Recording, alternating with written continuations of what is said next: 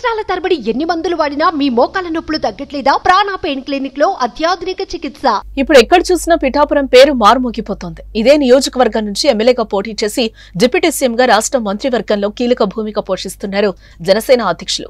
ఎన్నికలకు ముందు పిఠాపురం నియోజకవర్గం ప్రజలకు ఇచ్చిన హామీలను ఒక్కొక్కటిగా నెరవేర్చే ప్రయత్నం చేస్తున్నారు పవన్.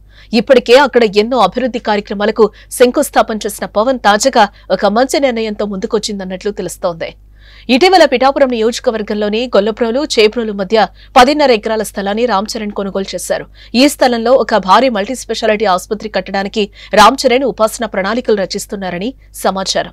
ఆసుపత్రి నిర్మాణంతో పాటు మిగిలిన ప్లేసెస్ లో ఉద్యానవనం ఏర్పాటు చేయాలని రామ్ చరణ్ ఉపాసన దంపతులు భావిస్తున్నారట. త్వరలోనే దీనికి శంకుస్థాపన చేసి పనులను ప్రారంభించనున్నారట.